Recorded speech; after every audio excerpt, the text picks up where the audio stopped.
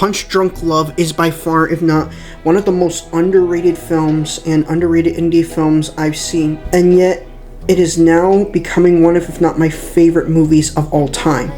A film that has beautiful camera shots, great cinematography, great performances and directing, and great writing, which gets me into the question of why I haven't heard about this movie until I watched CBMF Production's underrated film review on it. Because I got to admit, it is an awesome underrated film. I rarely hear people talking about it too much, with only a couple of people doing some reviews and video essays about it. I get the film a watch, and when I picked it up on DVD, and later picked it up on Blu-ray on the Criterion collection, thank God for Criterion, I give the film a watch.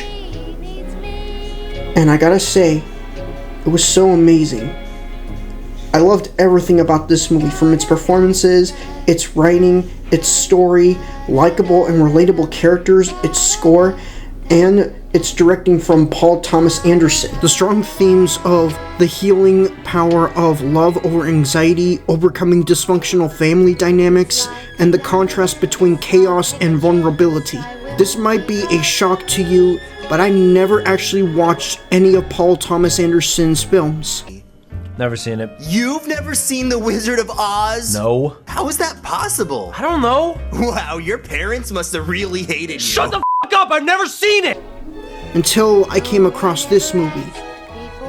So what's the deal of this movie, and why is it so underrated? Well, But he does. the movie focuses on a businessman named Barry Egan, a socially awkward autistic businessman that has his work on him, but is struggling with socialization outside of his work and constantly being mocked by his sisters on a regular daily basis, who treats him like shit, and is struggling with finding any comfort or with a goal to work on finding love and emotional stability and support, or standing up for himself due to his lack of self-confidence. He then gets into a relationship with a woman by the name of Lena Leonard. Meanwhile, he gets in trouble with a phone sex line company / scammers, which is ran by a person by the name of Dean Tremble. Barry has to overcome his problems and slowly trying to stand up for himself and trying to be with Lena while life is giving him a hard time. What makes this movie so good is the characters and their struggles, obstacles, and the goals that they are setting up for. We see the type of people that they are. Let's take our main protagonist of the film, Barry Egan, who is a businessman running his own independent company and is pretty busy with his work and is having a hard time getting out of his comfort zone. Even when he gets verbally abused by his sisters, constantly treating him like an emotional baggage, disregarding his feelings. What the fuck is your problem? Fucking retard, Barry! God damn it! Which is what led to his bottled up emotions getting the best of him, getting angry, crying, etc. Barry struggles to get some mental professional help and gets into a phone sex line call and gets in trouble after giving his credit card information to the phone sex line caller. Barry then gets into somewhat of a relationship with Lena, and his goal is to find love and emotional stability and standing up to himself and not let others push him around. That's what I really like about Barry Egan as a character. He is just a regular everyday businessman with a lot of flaws and moments of self-hatred and his lack of self-confidence. Though throughout the film, he slowly starts to develop as if you feel like that you are with him in his journey. Lena is the likable love interest. She is shy, romantic, and somewhat socially awkward, but slowly relates to herself within Barry. She desires to find love and puts herself out there to make it happen, and would slowly get into a relationship with Barry. Dean, the main antagonist of the film, is one of the most comedic villains that I've seen. No, shut up! Shut the fuck up! You have no right to take me Shut up! Will you shut up? Shut up! Shut up! Shut up! He is seen as a shady, violent, and manipulative salesman who owns a mattress store, but is also running a phone sex line scam and sends his goons to attack and jump on Barry, and in the process putting someone he cares about in danger. While the side characters like Barry's sisters and Barry's business associate, who doesn't get that much screen time, while they don't get enough development or screen time, the only likable side character I really liked was Barry's business associate, who's seen as a caring person to Barry and is very supportive of him, and also helps Barry on his pudding run at the grocery store. Barry's sisters are by far, if not one of the most hated characters in the film, considering that they are constantly mocking Barry while disregarding his feelings. Honestly, I don't know how Barry could stand his sisters. The goons have some likable personalities, and they feel threatening as well. The film has some beautiful shots and scenery. I love the cinematography as it is the best of the film. They feel very atmospheric and feel a little peaceful while also being intense, as it feels like that you're in the room with these characters and seeing the chaotic struggle and the peaceful, happy moments as well. I loved how in the opening scene it is shown Barry talking to a business company on the phone and is set in an empty office space with nothing but him and his desk and the phone. The shot feels empty and feels personal, as you feel the isolation in that scene and how empty it is. And the scene with the mini piano or organ resemble Barry's broken emotional state and his search for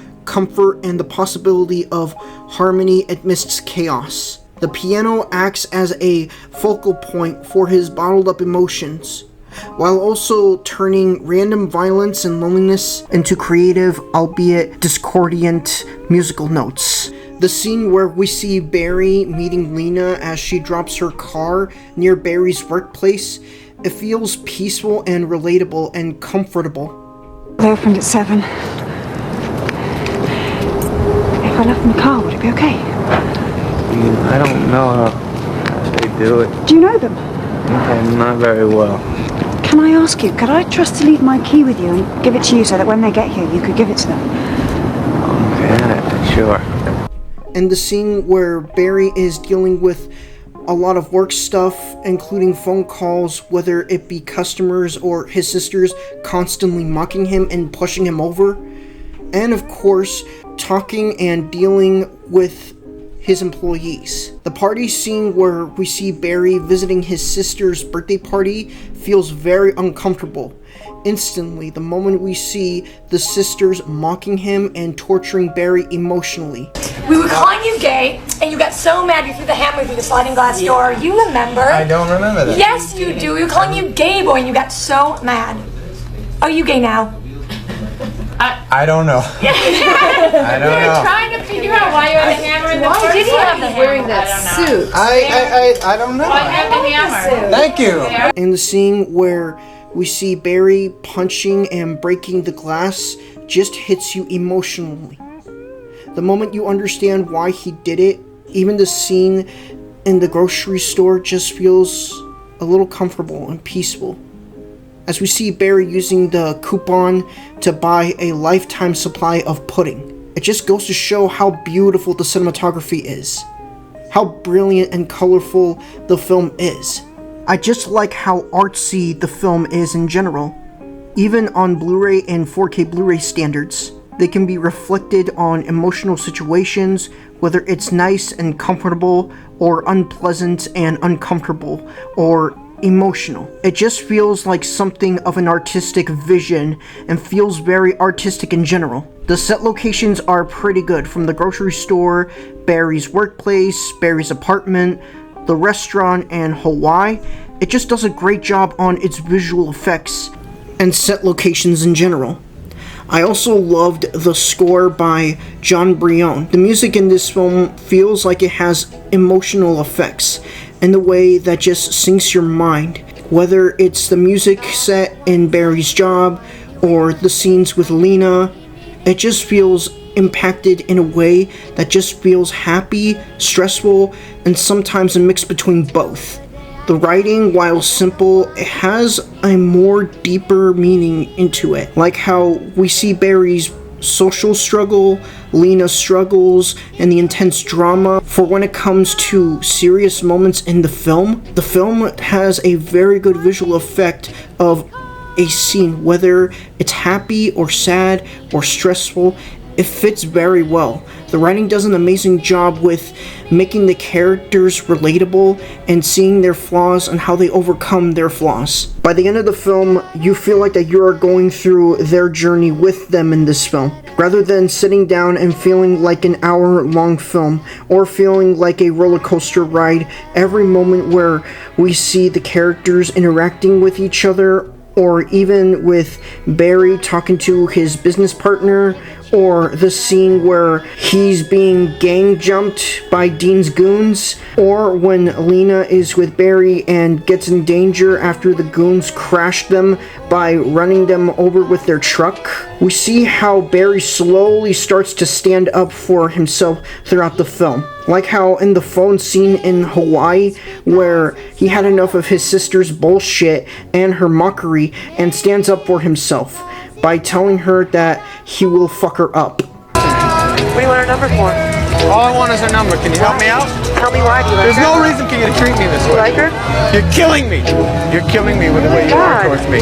All I want is a fucking number. That should be goddamn good enough for you. Now give me a fucking number. Okay. You fucking hear me? Yes. I'm sick of this fucking shit. Barry. Stop fucking treating me this way. Give me a fucking number. I'll fucking kill you. You want that? Even with the scene where Barry and Lena get attacked by the goons, when Barry gets out of the car, he stands up for himself by beating the shit out of the goons. Such an amazing scene, and my favorite scene in the film, as it shows that Barry is not just protecting himself, but is protecting the person he loves and cares for and finds in a relationship with. The use of color for the film is very unique, like how they used the techniques of blue, red, and white. Blue in the film is supposed to represent Barry Egan's profound sadness, loneliness, and social isolation and anxiety. Throughout the film, we see Barry wearing a blue business suit, and people have been asking why. And he doesn't know why, but the use of the blue suit is amazing for him. Lena gets to wear a couple of red dresses within the film. In the restaurant scene, she is wearing red, symbolizing happiness, love, and a pathway to freedom for Barry. In Hawaii, when Lena is wearing a white dress, it symbolizes the light that guides Barry's journey to see Lena. While white does symbolize Barry's isolation, feeling like he is trapped, and emotional numbness, but in the Hawaii scene where Lena wears the white dress, it symbolizes the guiding light that guides him through his journey, bringing both Barry and Lena together. The film does a great job on showing its themes of love, overcoming dysfunctional family dynamics, and overcoming anxiety and isolation, and the contrast between chaos and vulnerability. It feels something that is very personal, and I've never seen a film tackling personal, strong themes like this in a movie before.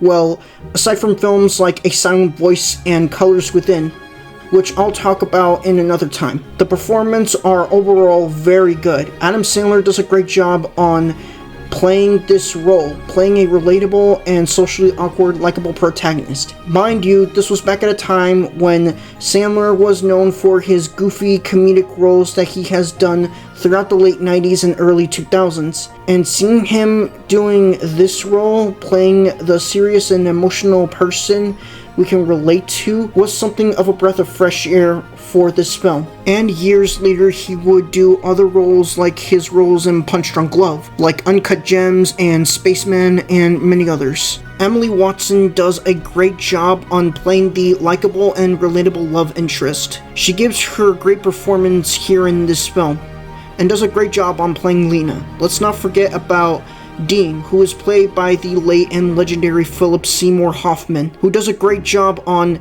playing this menacing and meaning villain in this film, playing a despicable villain who runs a mattress store, but underneath that runs a phone sex line scam. Overall, the best performance that Hoffman gives in this film, and it's absolutely wonderful. Overall, the best performance that Hoffman gives in this movie is absolutely wonderful. Everyone's performance in the film are absolutely great. This is a film that overall does a great job on its story, the characters, its themes, the writing, and the directing from its director, Paul Thomas Anderson. Like I mentioned before, I haven't seen any of Paul Thomas Anderson's films like Boogie Nights or Magnolia or There Will Be Blood or Phantom Thread. I am planning to check them out, and I am planning to do some reviews and video essays and analysis on them someday. It's a strong and emotional and relatable film that focuses really well on the strong themes of love, overcoming anxiety and isolation, overcoming dysfunctional family dynamics, and the contrast between chaos and vulnerability. It's a film that I definitely recommend that you give it a watch, as it is available at your local Barnes & Nobles and is available on the Criterion Collection website, which I'll leave the link in the description down below. It's a film that is definitely worth your investment and definitely worth your time.